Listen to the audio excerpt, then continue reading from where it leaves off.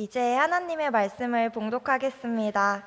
오늘 우리에게 주신 하나님의 말씀은 신약성경 187쪽 사도행전 1장 6절에서 8절, 사도행전 1장 6절에서 8절 말씀입니다.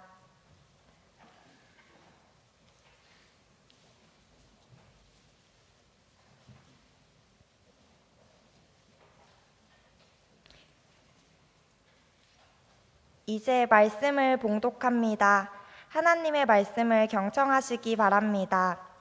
그들이 모였을 때에 예수께 여쭈어 이르되 주께서 이스라엘 나라를 회복하심이 이때니이까 하니 이르시되 때와 시기는 아버지께서 자기의 권한에 두셨으니 너희가 알 바 아니요 오직 성령이 너희에게 임하시면 너희가 권능을 받고 예루살렘과 온 유대와 사마리아와 땅끝까지 이르러 내 증인이 되리라 하시니라. 아멘. 여러분, 사람의 똑같은 행동이라고 하더라도 그 문화적인 차이 때문에 그 행동을 다르게 이해하는 경우가 많이 있습니다. 우리나라의 경우에는 이렇게 귀엽고 그리고 아주 기특한 어린아이가 있으면 되게 이렇게 머리를 쓰다듬어 주잖아요. 격려하는 의미도 있고 내가 너 사랑한다 그런 의미도 있습니다. 근데 인도네시아에 가서 아이들 머리를 이렇게 쓰다듬어 주면 큰일 납니다. 왜냐하면 인도네시아 사람들의 생각 속에는 그 어린아이의 머리에 그 어린아이의 혼이 있다고 생각해요. 그래서 사람이 손을 대면 그 혼이 부정탄다 이렇게 생각하기 때문에 머리에 손대는 걸 아주 금기로 여깁니다. 이렇게 똑같은 행동이지만 이해하는 것은 서로 이렇게 다른 거죠. 인간의 행동만 그런 게 아니에요. 인간의 언어에도 그런 것들이 있습니다.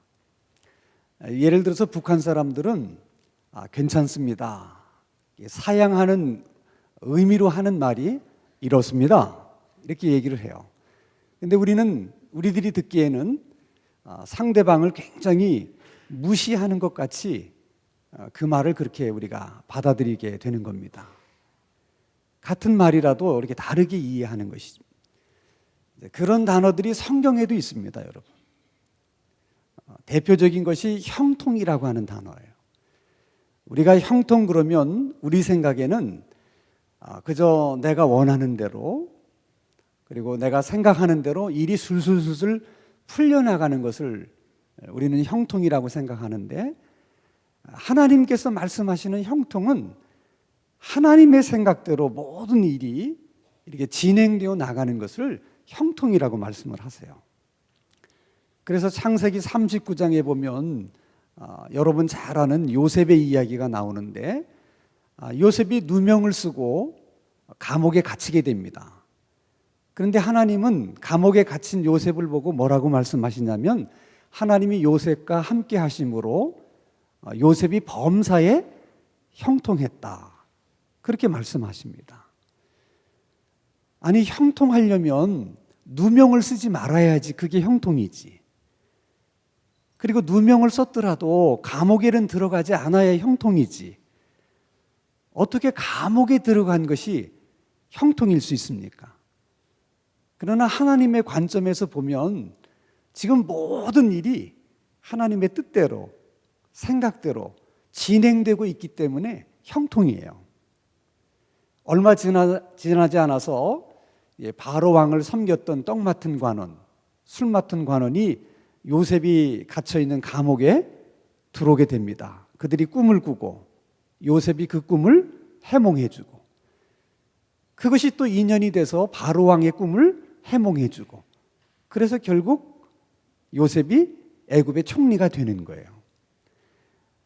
하나님은 그래서 우리들의 눈으로 보면 그건 형통이 아니지만 형통이라고 말씀하시는 경우가 있다는 것입니다. 물론 내가 생각하는 것과 하나님의 생각이 같고 내가 원하는 것과 하나님이 원하는 것이 같을 때는 형통의 의미도 같은 거예요.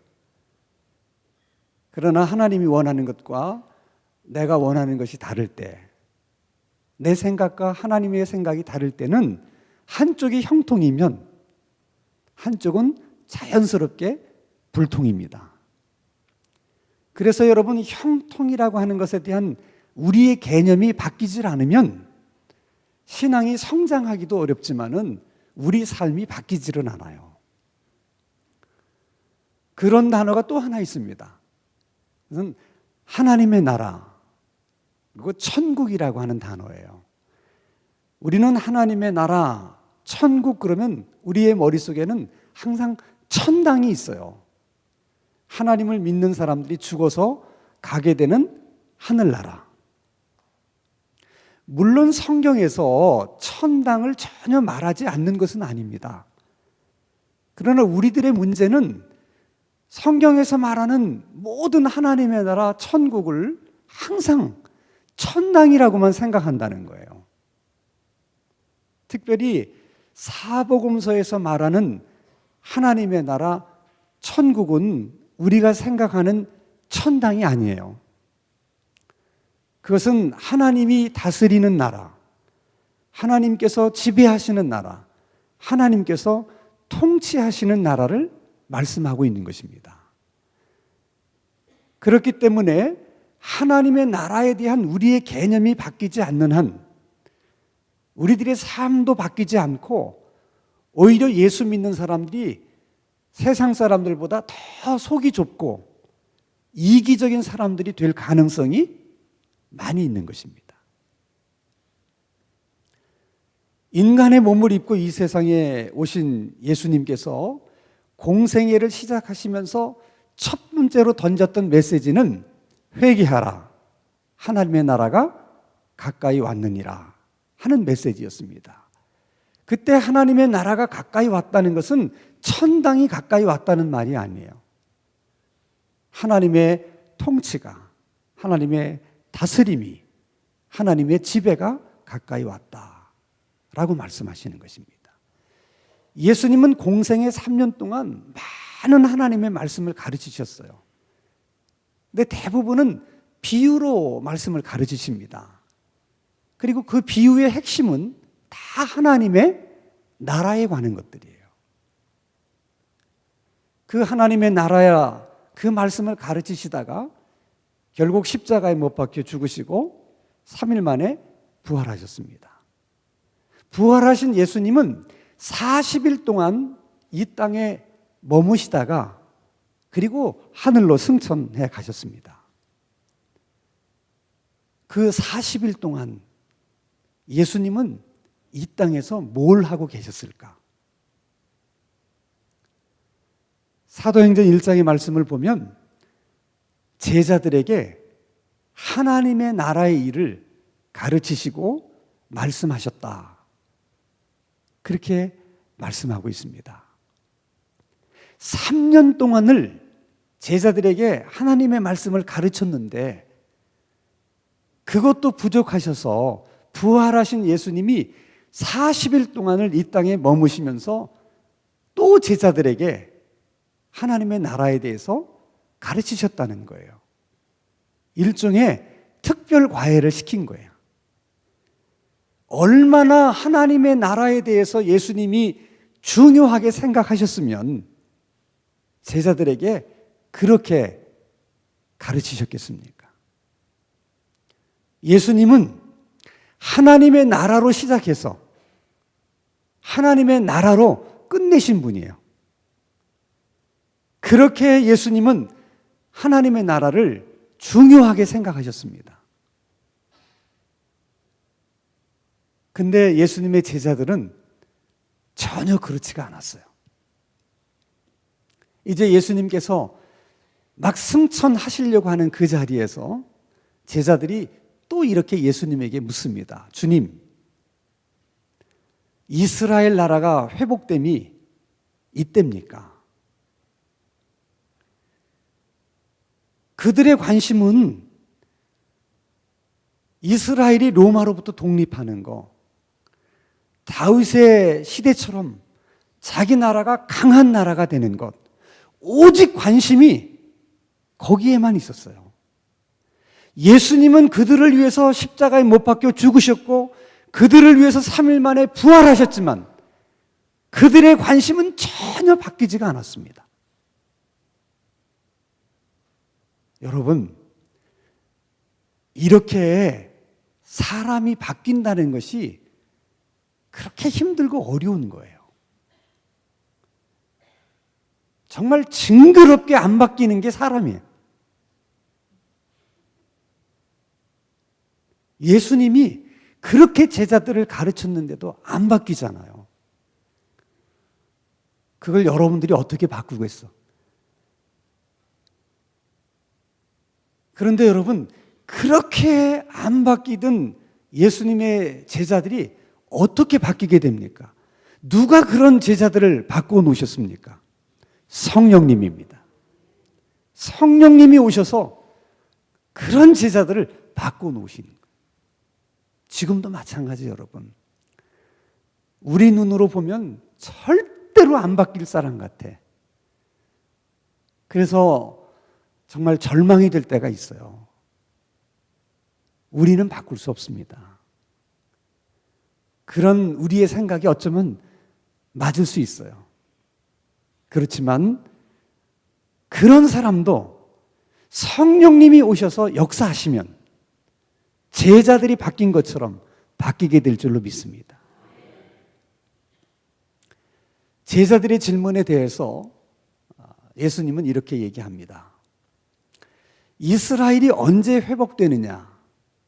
그때는 하나님 소관이기 때문에 너희들이 그 일에 대해서는 신경 쓸 거 없다. 오직 성령이 너희에게 임하시면 너희가 권능을 받고 예루살렘과 온 유다와 사마리아와 땅끝까지 이르러 내 증인이 되라. 다시 말씀하면 이스라엘의 회복에 관심을 갖지 말고 오히려 하나님 나라의 회복에 관심을 가져라. 왜? 그것이 하나님의 관심이고 그것이 예수님의 관심이고 그것이 성령님의 관심이기 때문에 그런 것입니다.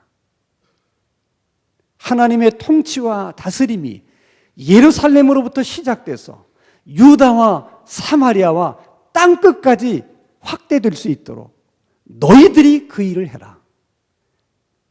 그 일을 위해서 내가 너희들에게 성령을 보내주겠다. 그렇게 예수님이 말씀하신 것입니다.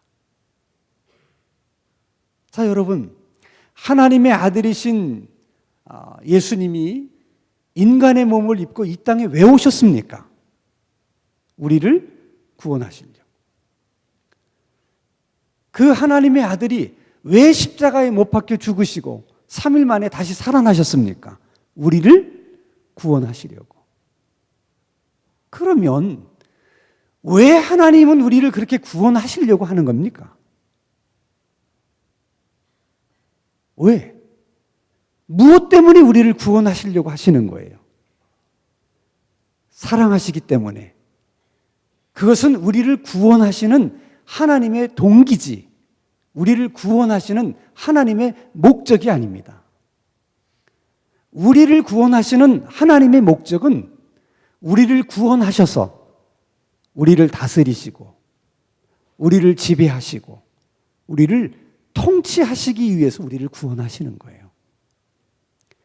성령님이 왜 이 세상에 오셨는가?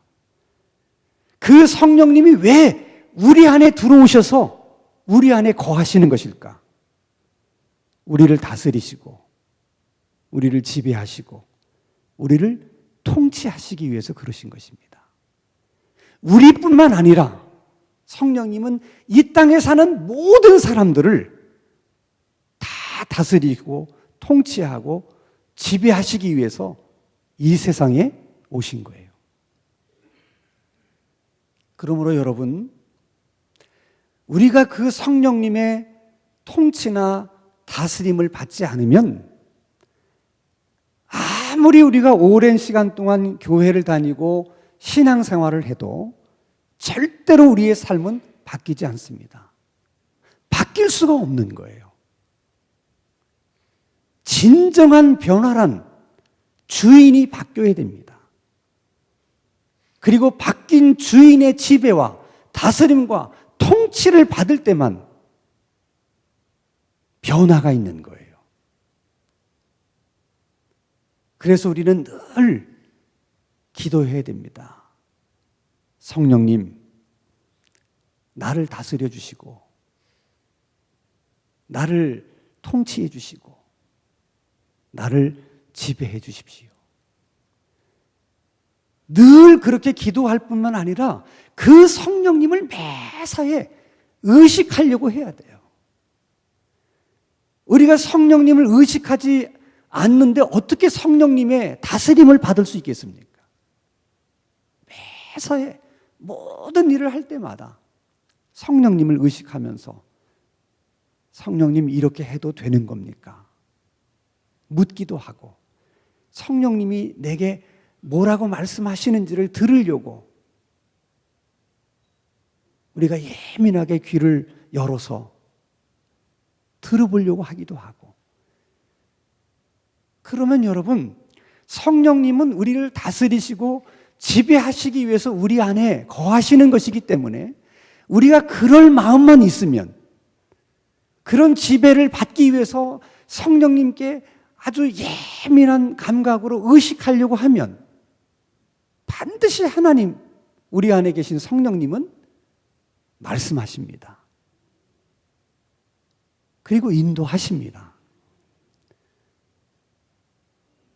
그 성령님의 그 인도를 받으면서, 지배를 받으면서 살아가는 것이, 그게 신앙생활이에요. 성령 받은 제자들은 이스라엘을 회복하는 것에 대해서 관심을 갖고 있었는데, 성령 받은 후에는 그 관심이 하나님의 나라의 회복으로 이동을 합니다. 참 중요한 거예요. 관심의 이동. 성령님이 그렇게 하게 만드시는 거예요.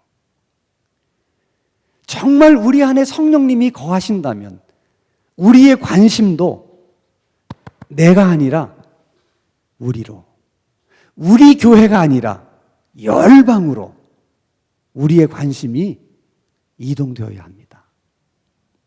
모든 열방이, 그리고 이 땅에 사는 모든 족속들이 복음을 듣고 하나님의 통치와 다스림을 받는 그날까지 우리는 그 일을 위해서 기도하고 그 일을 위해서 살며 또 그 일을 위해서 쓰임받을 수 있는 그런 우리의 삶이 될 수 있기를 주님의 이름으로 축원합니다.